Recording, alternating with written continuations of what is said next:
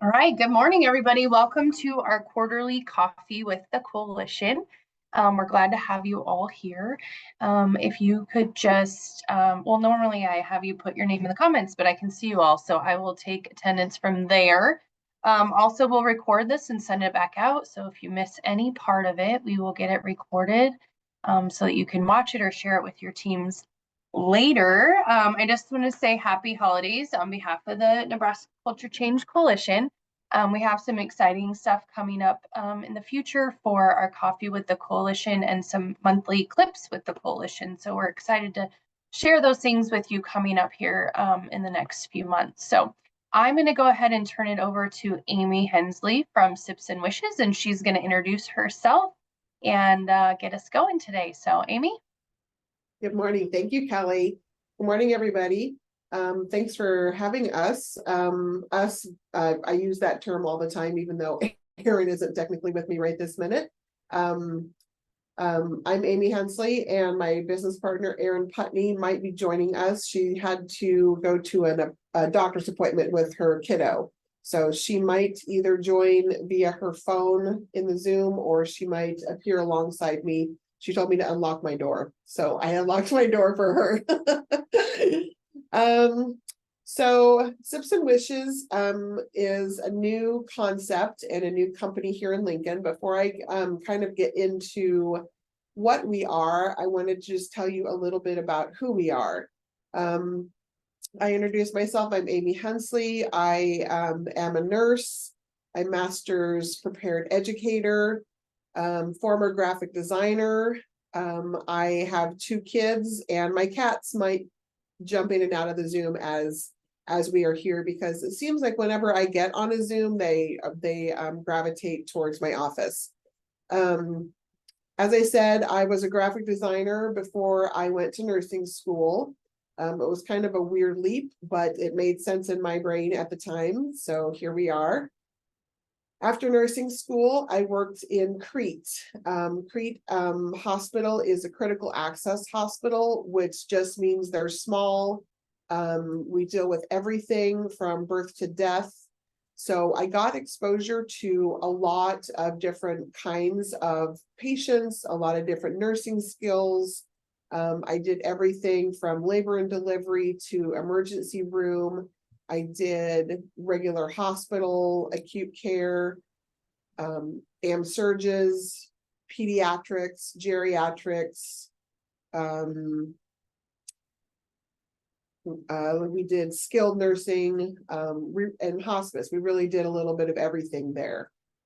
But while I was there, I kept saying, I don't always want to work long 12-hour shifts. I don't want to have holiday rotation. I don't want to have to work nights and weekends and be away from my family as much. So I started thinking about where else could I be a nurse, because you can be a nurse in a lot of places. So while I was working in CREAT, I decided to get my master's so that I could teach nursing. As a non-traditional nursing student, I sort of gradually and just organically became our study group leader, just because of my age. And several of my classmates had said that I should look into teaching nursing, because it seemed I was kind of natural at it. So I did. I went and got my master's and started teaching at Southeast Community College here in Lincoln in the LPN program. And that's where I met Erin. She was teaching there, and she and I became best friends kind of instantly. So not only did I find a new job, but I found a new best friend for life. While I was teaching, we had a lot of change and in our program and in the college. And then not only did we have internal change, but then COVID hit, which made nursing challenging. It made teaching challenging. And we had a really hard class that made my love for teaching kind of change a little bit. And it just was way harder than I thought it was going to be. And I just decided that wasn't quite the right environment for me. So I went back to bedside nursing, and I started working at a hospice agency here in Lincoln. And that wasn't quite right either, coming in and out of people's homes all day and driving all over Tarnation. So I decided to continue with my love of hospice and started working at the Monarch, which is an inpatient unit, an inpatient hospice house here in Lincoln. And that has felt like the right fit for me. So when I met Kelly and she opened the Gray Space, I said, can I come work for you also? And she said yes. And so now I get to work alongside Kelly, continuing to do the work of helping people at end of life, helping families, and I continue to educate in those roles. But how we got into Sips and Wishes, I guess I'll tell that story in just a minute. So I'm going to just give you a little bit of background on Erin. She has a love of science. She is very much more science and analytical minded, and even was thinking about being a science teacher.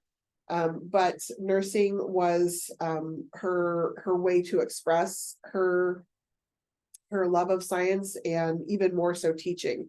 She is a phenomenal teacher. I love watching her help students pick things apart and learn and grow and question everything. Before she got her master's, she did oncology, she did trauma ICU, and she did trying to remember all this from memory because she's not here. And she also did infusion. The trauma ICU and my ER nursing is kind of what was the genesis of the need for Sips and Wishes. So I will see if that's my next slide. Yep, what we do. So we do medical education and planning, and we've sort of stopped using the whole end of life part of what we do because it really turns people off. But I feel like in this environment, I can explain a little bit more about what our medical education and planning really is. Because people seem a little resistant to it. I don't know why, because talking about death doesn't make it happen. And even though we're very used to it, it is something that's going to happen to all of us eventually at one time or another. We are all going to die. Sorry if that's shocking for anyone. But what Erin and I were finding in our roles as nurses in trauma ICU and in the emergency room is that people didn't understand what the medical interventions were in real life. They've heard words, they've seen things on television shows, on movies, and they don't know that those things aren't accurate and real. You know, they think that after you have CPR that you have beautiful lighting and makeup done and the wind machine in your hair and you sit up and everything is hunky-dory after it. But the reality of that is a lot different.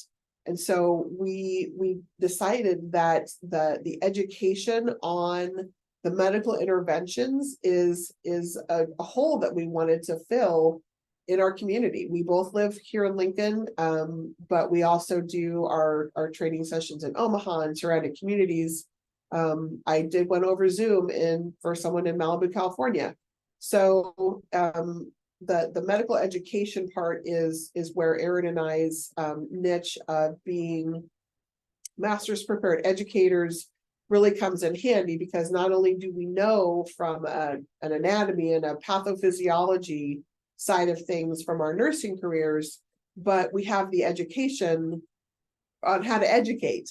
So we created a curriculum that we tested time and time again, and we tweak and make changes to, and we get updated research so that our information is always accurate and up to date. And we come into people's homes and talk to them about what the tubes are. So just as an example, I have a tube here that we bring into our parties and ask people if they know what these are. Does anybody know what this is? Intubation tube? It is. And so I don't know if it's kind of hard to see over Zoom, but the diameter of this is quite large, and it's flexible, but it is not, super flexible.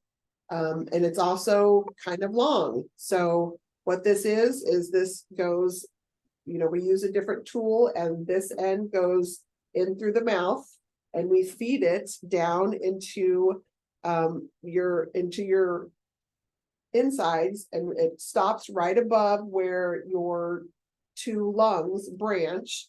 And then this part stays outside of your body, and we connect that to either a bag that we push on to give you air, or we connect it to a ventilator. So if you didn't know what this was, you would learn about this in a Sips and Wishes party. And you would I'm get sure you demonstrate how that gets done, right? no. We And do you're bring looking for, You're I'll volunteering, Jeff? volunteer. Yeah. Sure, sure. Yeah. Nope, we don't. So- We don't actually demonstrate on people, but we talk about them. We let people touch them. We show you all the equipment related to it. We have questions and answers. We have stories that we tell. And it really helps people understand what these things are in real life. And so then when you get to watch Grey's Anatomy, you can see if when they use the wrong equipment, maybe you'd be like, that's not what I saw in the Sips and Wishes party. Well, they didn't have a very good consultant on their show then. And Yeah, so just showing that just demonstrates the power of a visual. You can Yep. see it, feel it. Wow, that's yep. And so we do this with lots of different parts of our party, so that people do. Like most people are going to be visual learners. They're going to be tactile in addition to the audio. So we try to hit all of the different types of learners in our parties, because everybody learns differently, but we want it to make an impact, not to persuade you one way or the other on anything, but to let you get the education so that you can make an educated decision about what you want.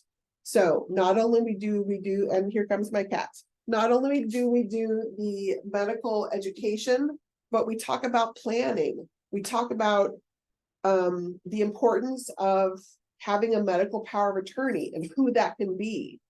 Because a lot of people don't know that if it's someone other than someone you are legally connected to, be either by blood or by marriage or by birth, that you can pick anybody you want, but you have to document it. So we talk about documenting who you want as your medical power of attorney, but then also if you have specific advanced directives that you want, how to document those things.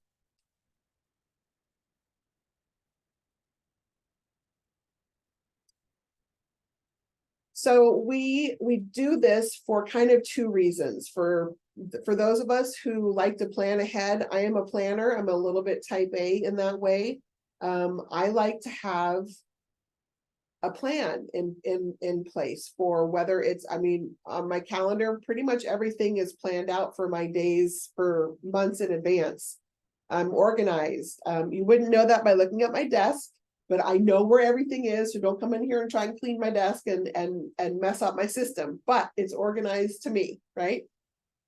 But I also like to make informed decisions.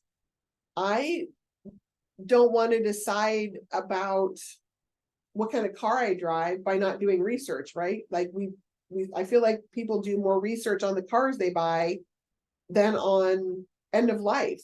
And that's kind of crazy to me. And Erin is just joining us. Hi, this is Erin. She just ran upstairs, so she's catching her breath.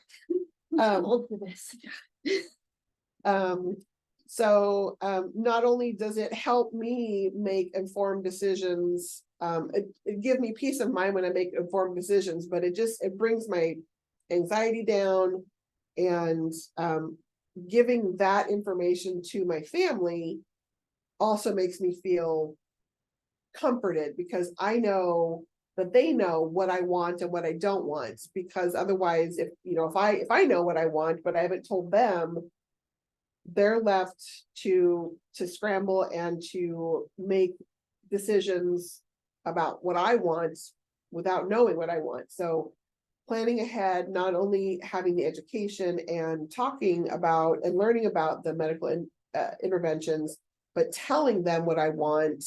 That's kind of that critical piece that not everybody does. You know, they think, oh, you know, my husband knows me well enough, he'll know what I want. And then, you know, you get into some of these parties and everyone's, you know, their reaction is, oh, I didn't know that's what you would say. I'm shocked that you think that. And, you know, people who have been married for 30, 40, 50 years haven't had these conversations. And it's a little bit shocking to us as then healthcare providers that, like, you guys have been married for a hot minute. How have you never talked about this? And it's just until you are faced with something that makes you really think about this, you know, maybe it's a parent or a sibling or a neighbor who has gone through something kind of traumatic. And then you're like, oh yeah, maybe we should talk about this. So enter Sips and Wishes. You want to talk about the process, the feelings now? So now that you're, Now that I'm thinking, now that you're here. hi, I'm Erin.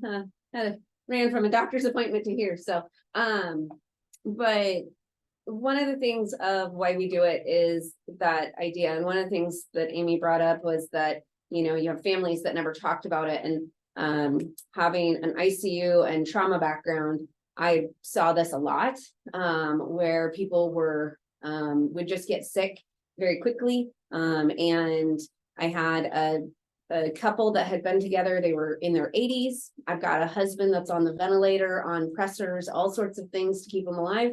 And when I sit down and ask his 80-year-old wife at 2 a.m. on the cold hard recliner, like, what do you know his wishes? Did you guys ever talk about his wishes? And she's like, well, it came on so suddenly, we didn't have time.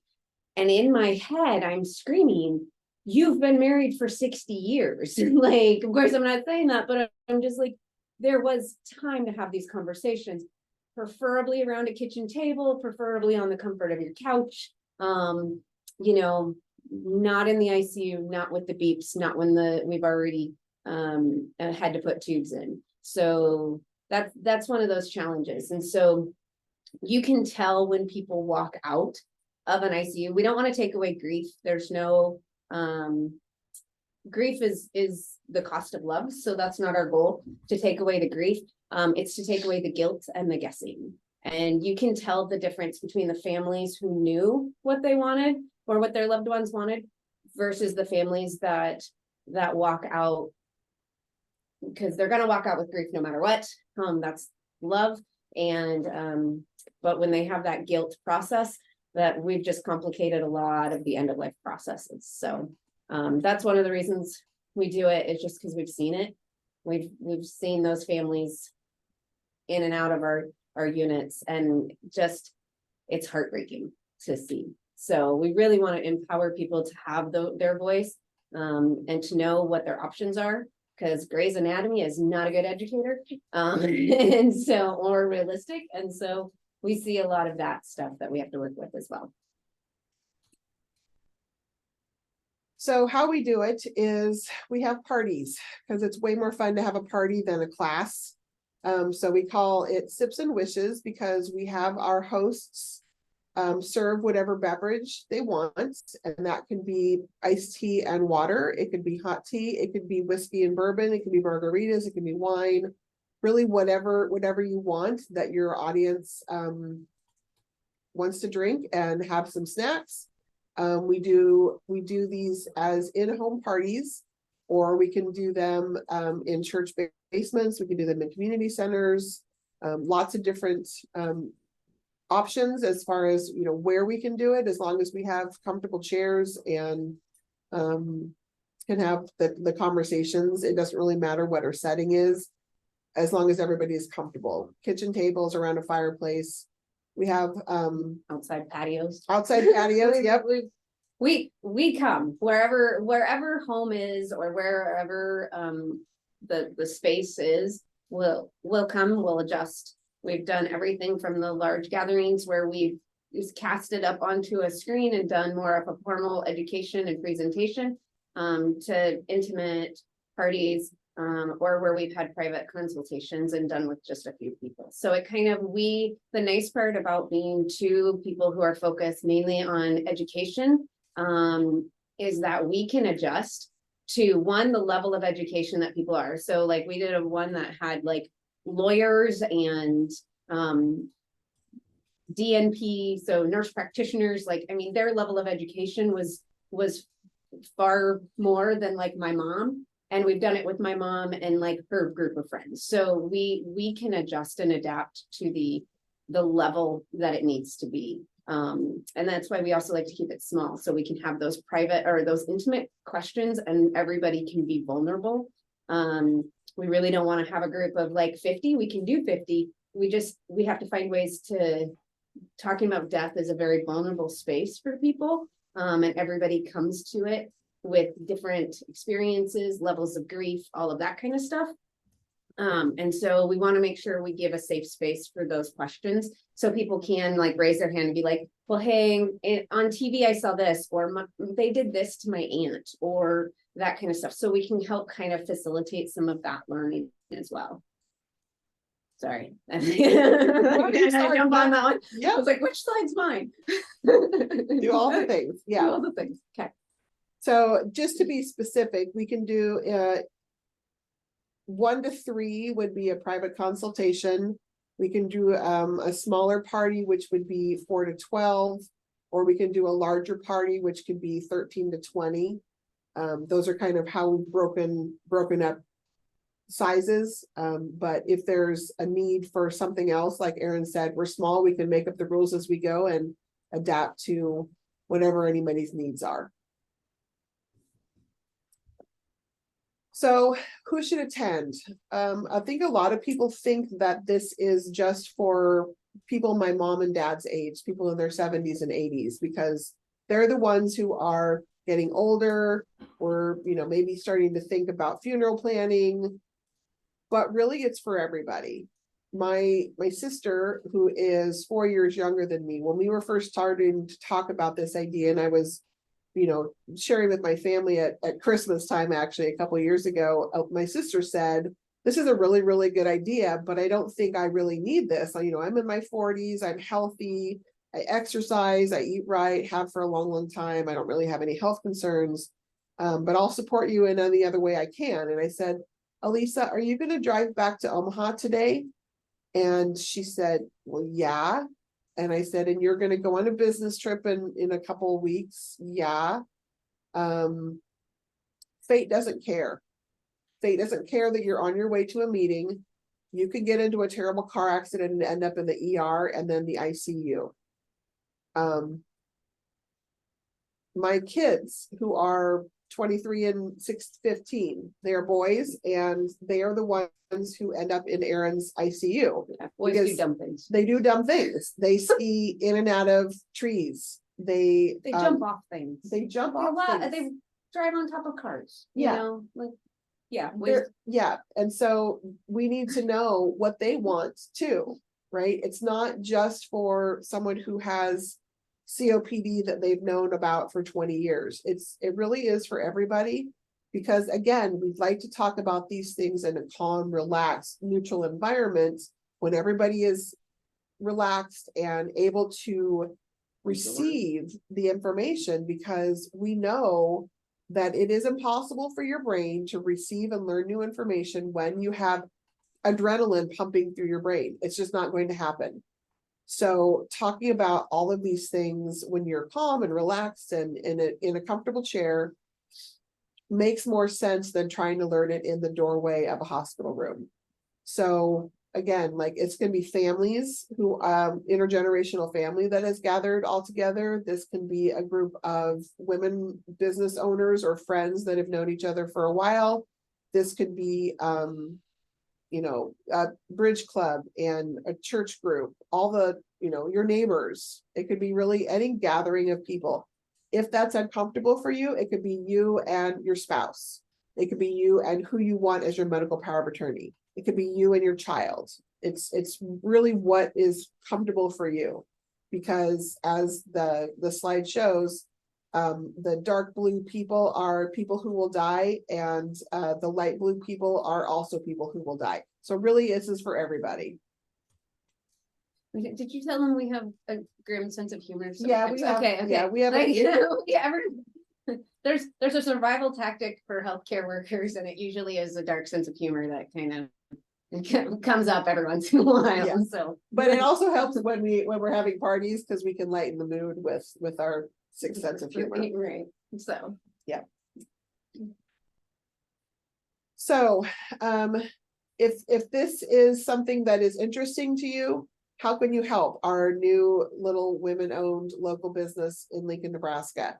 The obvious way is for you to share what we're doing with other people. Tell them that this is a resource that is new, that no one else does this. From all of my research, I cannot find another company that provides education and explanations of what these medical interventions are, along with helping people realize what a DNR means and what that is, how to pick a power of attorney, and how to document these things. We're the only company that does this, and we're 2 nurses in Lincoln, Nebraska that do this.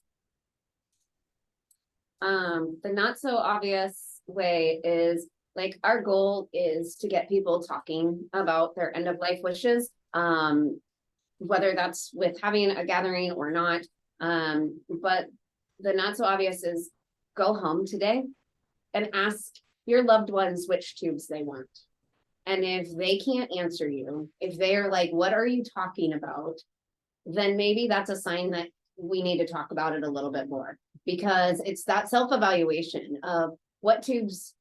And if you can't answer that, if you give yourself an honest minute reflection of like, what tubes do I want? Like, what are the stipulations? What am I okay with? What am I not? I'm gonna tell you now, like, medical doctors, like, they are not necessarily trained in having these conversations early either. It's taught on the job. So some are really, really good at it. And I've been privy to both. I've seen amazing medical doctors that can have really hard conversations really smoothly. I don't want to say easy, because hard things aren't always easy. It looks simple, but doesn't mean it's easy. And I've seen doctors that avoid this conversation, like the plague, like they just do not want to have it, and they don't, and so it ends up being on the nurses more to facilitate it. So it's really taking that moment to self-reflect on, what tubes do I want? How do I define living? What does this look like for me? Because if those are questions that your family can't answer, then they're not going to be able to answer it when the time really comes. And so that's one of those challenges of like, we would love for you to support us and collaborate and do amazing things together. But our ultimate goal is just to have people talk about it more, and to understand what they're actually signing up for when they start going down these roads. So just a great way to really self-reflect is like, what tubes do I want? And then asking your kids, what tubes, or my partners or whatever, what tubes do I want? And if they can't answer it, probably need to have more of that conversation.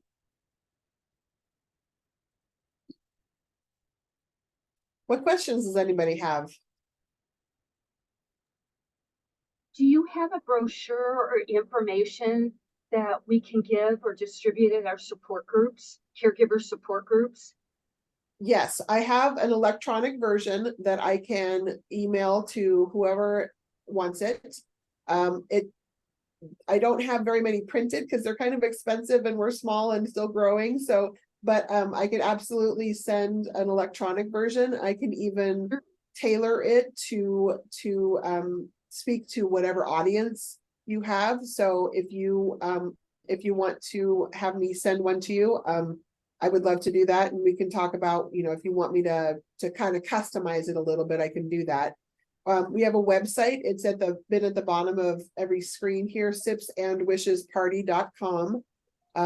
Has lots of information, and that's a good resource. But we can also, I have business cards that I'm happy to, those are a lot cheaper. I can send those out a whole lot. Can send out a whole lot of those. Excellent. Oh, and we can, like, the info session, like what we're doing right now, we do them all the time. So if you want, one or both of us to come out to talk to any other groups, just let me know and I can put it on the calendar. Like for our support group, that would be great. I know you're in Lincoln, ours are in, well, Bellevue and Papillion and Gretna. If you're willing, but I think this is so unique. And I like, the picture there. I like your format there because what you're discussing is what we call taboo topics. Like nobody yeah. wants to talk about this stuff, but it needs to be talked about. But the format you do it in is just so comfortable looking. Yeah, thank you for recognizing that. That is the whole idea, is that it is literally can be around your fireplace and in comfy chairs and again, like you can have whatever beverage you want, and if that helps people kind of relax and loosen up a little bit, that's totally fine with us. And yes, my car drives to Bellevue and Papillion and Gretna and Ashland and all the places. I work in Omaha. Yeah, So, so- I mean. Yes, we would love to come share with whatever group you have. Okay, thank you.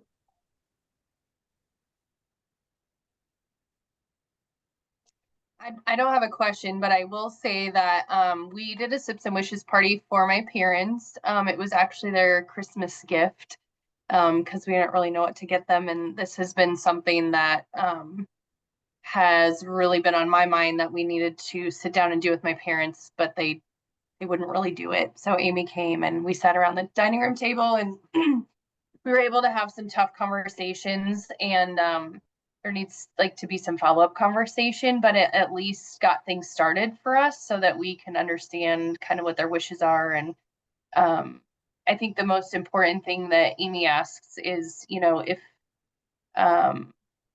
like if your mom couldn't do, what was the question, Amy? I can't say it right. What do you consider living? Right. And so I said, my mom considers living like her restaurant. She owns a restaurant and that's her whole life. And so Amy said, if she couldn't do that, which would she want to live? And so they ask really great questions like that to kind of help frame the situation and kind of help make it real. The thing that I love about what they do is that it's just very real. There's no like sugarcoating it. There's no like tiptoeing around it. They talk about the real things. And I think that's super important when it comes to knowing what your loved ones want for end of life, or even just for me to like have that conversation with my kids is super important too, because like she said, tomorrow's not promised. So I think it's a great resource to utilize. And I would encourage everybody to do it actually. And also a great gift to give, like to give your parents, to give yourself the gift of just being able to be a family member at end of life and not having to be like this, person that's trying to make a decision about something. You have no idea what the person wants. And so it was a gift for us also, not just a gift for my parents. So Thank you for saying that, Kelly. That reminds me too, like, Kelly wanted us to do the preferences packet with her family as well. That's a document that we created that helps you think about some of the scenarios that you might encounter at end of life, whether that's if it's traumatic or expected. And then think, well, in this scenario, this is what I would want, but in this scenario, this is what I would want. So it breaks down different environments that you may or may not ever be in, such as like a medically induced coma after a terrible car accident or end stage dementia. It's just a booklet that we go through that has different scenarios for you to think about. It does talk about different comfort measures, like I want my feet rubbed at end of life, or I want you to spray me with lavender, or have all the lights on, or a fan, or whatever. So some of those things are in there as well, but it just kind of gets you to think about what you want and what you don't want. And the preferences packet is not necessarily a legal document because we are not lawyers. But it is a packet that you can then take to the lawyer and they can do all their lawyer speak stuff to it. Because like lawyers they are incredibly intelligent and have been trained in a very specific skill set. They aren't necessarily, they don't know what all these things are. Like when we met with the lawyers the other time, like it was just fascinating. They had no idea like what compassionate extubation was, or what, like once the tubes go in, can you take them out and stuff like that. And it was, for me, it was eye-opening. I bumped into a couple lawyers throughout my nursing career, and it was just funny one time when a lawyer was like, you know, we had coded somebody that was a do not resuscitate because their family, their power of attorney told us to. And the lawyer friend of mine was like, Erin, you can't do that. That's against the law. And I'm like, if the power of attorney flips it, they have the right to flip it at any time. And so like, it was just eye-opening that like, she didn't realize like the medical world and the law world are a little different to their nuances. So great place to have those conversations. So when we met with the lawyers that one time, like their questions were just fascinating to me. I'm like, oh, okay, yeah, like let's work through this, you know? So that's why it's nice being small, because we can tailor it to the individuals that are there.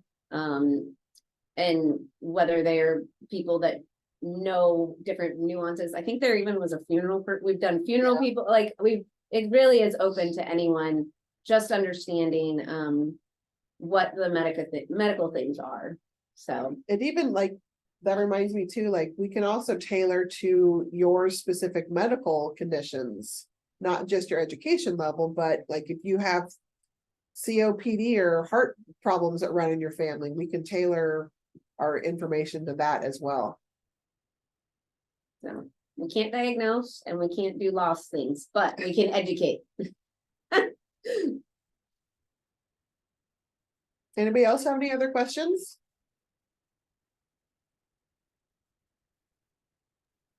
I just know I want chocolate and a little pony and my Christmas lights and all kinds of stuff. You got it. Well, I can tell you, you know, I worked hospice, you know, and we've talked about this before, Amy, but when families know these things up front and the time comes, there's less guilt. You find families have so much guilt when the decision hasn't been made and they don't know what to do.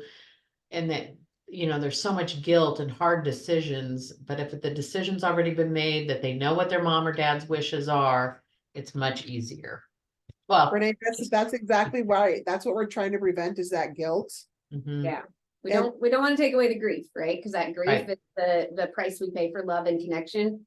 But guilt, I still argue with Brene Brown on this one. I just think guilt is worthless, other than getting your kids to like clean their room or something. But it complicates grieving, right? So it complicates that love connection. And once the tubes go in, the guessing begins.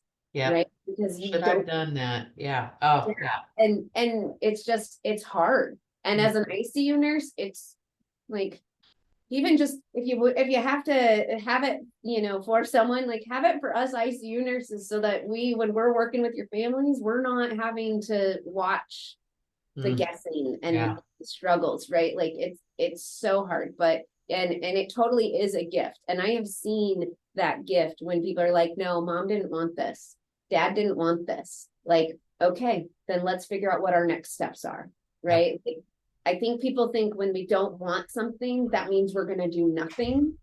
And it's like, no, we just change focus. And so pulling that piece in, I think, is so important for families. Mhm. I just want to say, Erin, I wish you'd have been working at the hospital when my dad had a stroke, because that was not the way the game played out for me with my family, but we knew what dad wanted. And what dad wanted was not what the hospitalist was shouting at us over his bed. And when we refused that, there was never any other options. It's like, I know there's other options, but they didn't ever present them. So we had a crappy hospice experience. So I would say even having this knowledge helps you at least be a better advocate. Absolutely. Ask some different questions. So I think it's really important. I'm very impressed. Yeah. So I don't know if Amy talked about, my research is actually end of life education for nurses. And I will tell you, hopefully it's a safe space, it's real shitty. Okay, like, and for healthcare or for medical providers, it's even worse. And failure for doctors is death, right? Like death is failure. That's how they're trained, right? So hopefully nursing education is getting better with making nurses the strong voices and the advocates we need to be in those moments. But I've had to go with families. We had a lovely woman, she was about 60s, she had a massive stroke. She was never going to become or get back to what she was. She was going to need probably a trach for some airway maintenance, and she was definitely going to need a peg tube for nutrition. And her daughters said, Mom said no tubes. Mom said she didn't want to live with tubes. And so I had to stand up against the doctors for that family, because the doctors wanted, like, they wanted a trach her, they wanted a peg tube her, and they wanted to send her to Madonna or whatever. And I was like, no, they don't want that. And the doctor's like, that's what we have to do. And I'm like, no, they don't want that. And so we ended up extubating her. I'm taking all the tubes out and letting her pass away peacefully and with dignity and beautifully. And there were times the daughters questioned it. There were times the daughters were like, oh my gosh, did we make the right choice? I said, it wasn't your choice to make. She made it. You had to be her voice. That was your job, but it was her choice. And when they walked away with grief, right? They walked away with heartache and hurt. They'd lost their mom, and losing your mom, there's just a different pain and nuance. But they didn't walk away with guilt. They had done what she wanted. So they got to grieve and live in that space of love where other families didn't have that luxury.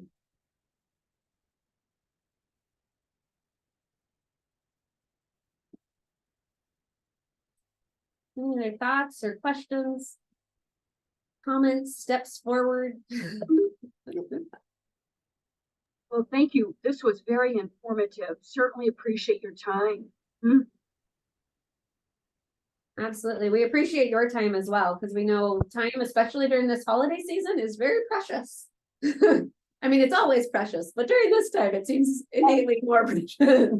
Yes, thank you all for asking good questions and for seeing the value of what we're doing. If you have other questions you think of later, if you Connections. want to connect us with anybody, any groups or any organizations, any senior living communities, your families, please reach out. Phone number, email, website, all the things. We're on Facebook. You can also like us and follow us on Facebook. And Amy, if you want to send this contact information along with your electronic brochures to Natalie when she sends out the recording, then we can just send it all and everybody will have it all at the same time. you got it. That'd be great. Awesome. Thank you guys so much. This was so great. And Thank I you. hope that you guys can take this out and give it to people that need it, because it is such a great service and so needed. So needed. End of life education is not done well or done at all. So something that really needs to be done. So awesome. It's Well- definitely a taboo topic, and we find a way to try and laugh and eat and do all those things while we talk about it. So it makes it a little less scary, right? Yeah. So Love it. Love it. Well, thank you guys. Happy holidays. And Thank we'll you. talk soon. all Take right. care. Thank you. Bye. All right. Thanks. Bye-bye. Amy, if you want to stop the recording.